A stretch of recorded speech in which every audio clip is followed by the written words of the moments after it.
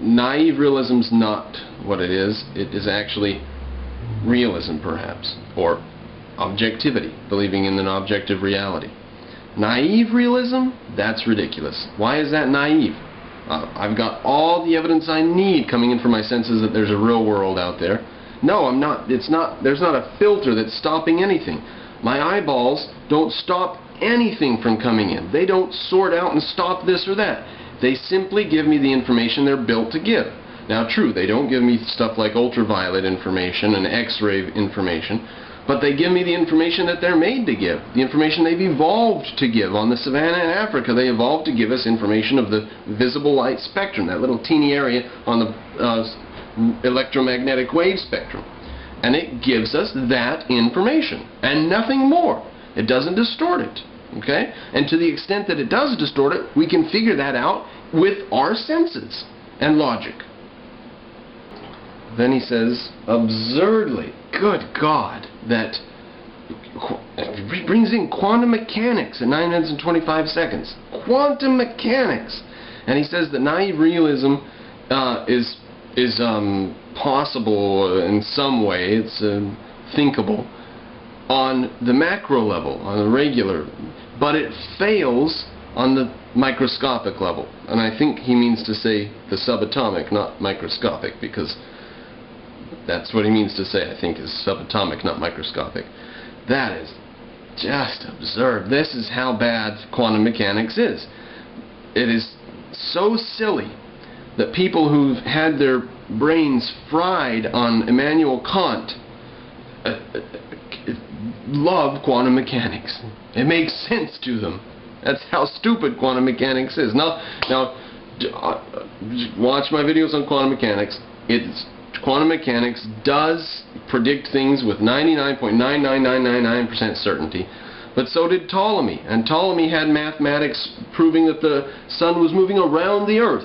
And he was able to predict astronomical events with far, far more certainty than Copernicus was. And Copernicus came 1,000 years later. With 1,000 years of benefit, he could not come up with a better mathematical mask on his theory than what Ptolemy had. Ptolemy was a Greek who lived in Alexandria, Egypt in the 300s AD. So, quantum mechanics is absurd, absolutely ridiculous to the extent that it says that we cannot know, and these things are in a nebulous sub-reality until we perceive them, and perceiving them is what causes their properties and stuff. Frickin' absurd, okay? Straight Immanuel Kant, straight Kantianism. And that's why quantum mechanics is making no sense today, because everyone's running around with statistics and no one wants to explain anything or figure out the cause of stuff. And in fact, their dogma is that you cannot know the cause. Now, there are some people who say, oh, Mr. Cropper, don't worry, someday they're going to figure out the cause. No, they say they can't know the cause. That is the issue. I say someday we're going to figure out the cause. The quantum mechanic morons say we cannot know the cause. It's not possible to know the cause. That is the beef. That's where the problem is. And it's polluting people's minds. Evidence number one, Prodigy 2186. Cannot get his head straightened out. And he says, you're not describing reality as a whole, you're just describing reality as you perceive it whenever you say anything about the macro world and realism.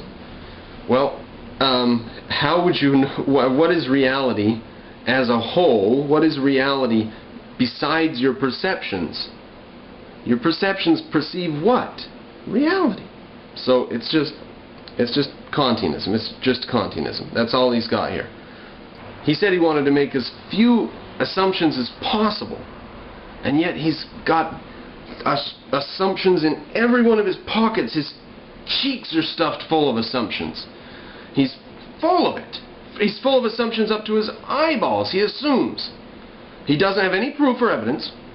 He assumes that our senses are filtering something out and shaping reality. What evidence does he have for that?